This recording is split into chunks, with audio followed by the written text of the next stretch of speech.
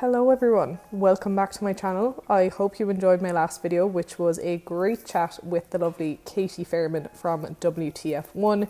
If you haven't seen it, I'll have the link here in the video for you. But this week is Monza race week, and Monza is of course a very historically significant place for Ferrari, so I thought what better team to focus this week's video on than the prancing horses.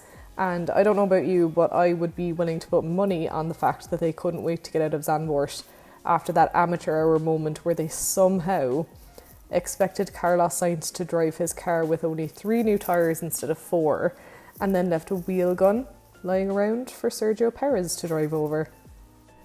This video, however, is not going to be focused on Carlos Sainz. It is going to be all about his teammate Charles Leclerc, and that is because I am worried that he may be Ferrari's latest mess-up a la Sebastian Vettel circa 2015 to 2020. Someone asked me recently whether I thought any other driver, given the opportunity to drive the 2022 Ferrari, would do a better job than Charles, and my immediate answer was no. So let's get into this video and find out why. Shall we start by reminding ourselves of the wonderful beginning to the season that Charles Leclerc had this year, ladies and gentlemen? Let's.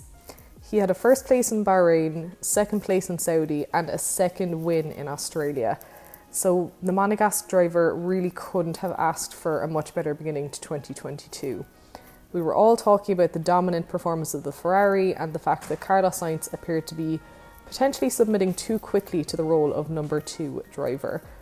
We were all getting very excited about a return to power for the historic Italian team, and it looked as though we were going to have another spicy battle for the title, but this time it was going to be Charles Leclerc challenging Max Verstappen rather than Lewis Hamilton.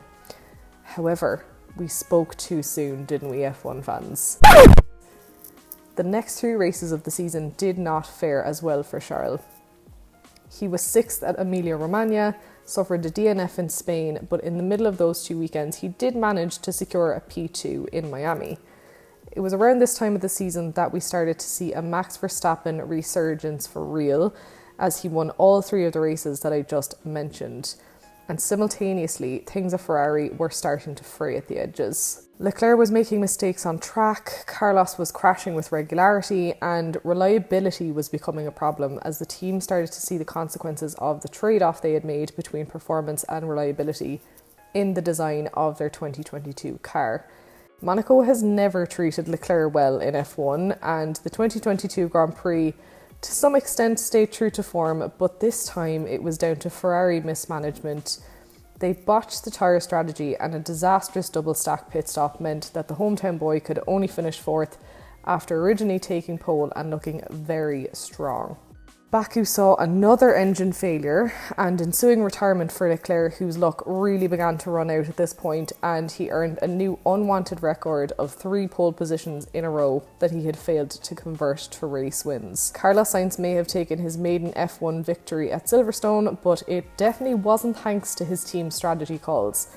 The 2 Ferraris were fighting for position with Leclerc in front at the safety car restart, and Carlos was then asked to give Charles breathing space, to which he said, please don't ask me things like this, stop inventing. This whole scenario and the awkward driver swap that preceded it led to the infamous photo of Mattia Binotto wagging his finger at Leclerc after the race, which he reportedly said was an encouraging wag, telling him not to be so hard on himself, which of course none of us bought whatsoever.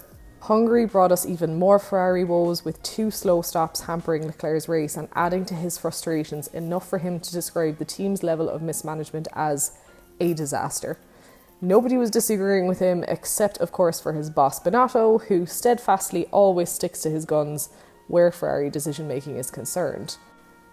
So right now I'm beginning to ask myself, how much longer can Leclerc stick it out at Ferrari? Now, this question may seem a little premature given that Leclerc has only been at Ferrari for 3 years. However, 2 of those years were very poor, and just when he finally thought he was going to emerge like a butterfly from the cocoon of misery that had been Ferrari's prior 2 years, mismanagement and amateur errors are preventing him from maximising both his and his car's potential.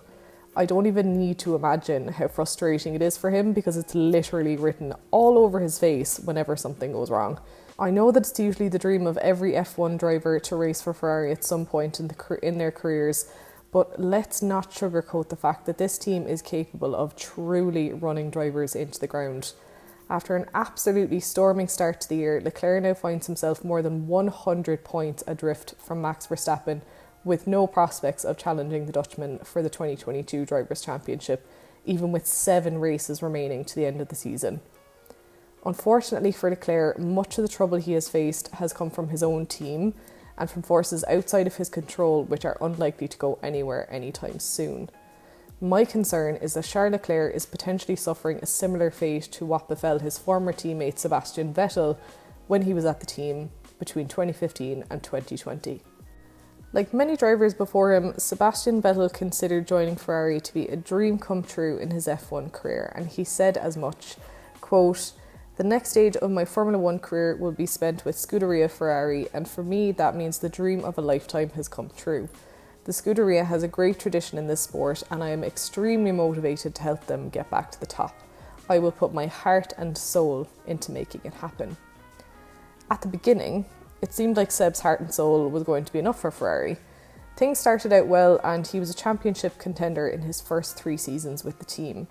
His 2015 form looked like a decent platform from which he could continue his legacy after winning 4 sensational F1 championships in a row during his time at Red Bull.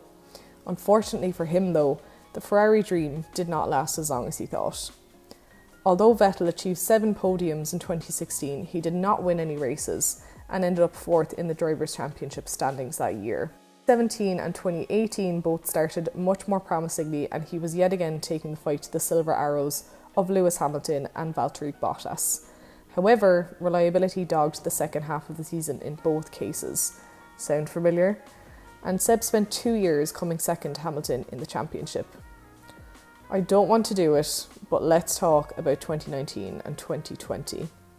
Coming into the 2019 season, Vettel was now paired with Charles Leclerc, and they were looking like the team to beat, except that they weren't. Poor reliability and a number of uncharacteristic mistakes and collisions on Vettel's part meant that overall the season was one to forget, and you could clearly see that relations were not rosy in the Ferrari garage. 2020 started immediately on an awkward note for Seb, with the team announcing that they would not be renewing his contract beyond the end of that season and citing it as an amicable decision.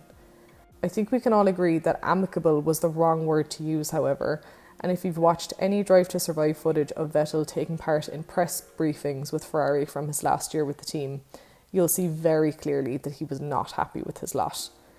This manifested itself on track too, and he finished his career at Ferrari with a 13th place in the Drivers' Championship and the lowest points tally of his F1 career at just 33 points, with 1 third place finish being his best result. Let's pause here for a moment. It's been clear this season that Ferrari traded off a certain degree of reliability in favour of stronger performance.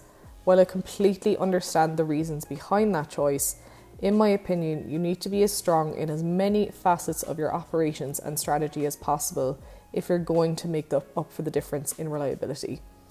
In other words, you can potentially still be successful with a strong combination of performance, strategy and operations, even if you are down a certain percentage in reliability. You are unlikely, however, to still be successful when performance is your only major strength and pretty much everything else is letting you down. The point of this video is not to diss the good people of Ferrari or to say that they are awful at their jobs. I personally think that a lot of this comes down to leadership and setting the right expectations and behaviours from the top down. With that being said, why are we seeing history repeat itself here so soon after Vettel's awful ending with Scuderia? Wouldn't they want to prevent that, if at all possible? Charles has now been a Ferrari driver for 3 seasons and is contracted to stay with the team until the end of 2024. On paper, his partnership with Carlos Sainz and their car's raw performance looks like a match made in heaven, but that just hasn't proved to be the reality, and even just this year, Leclerc's frustrations with the team's lack of professionalism and cutting edge has showed massively in his behaviour, which by the way is entirely understandable. Let's make no bones about this. Leclerc would have moved to Ferrari with the dream of winning at least one F1 title, and I personally think that he has the ability to do it.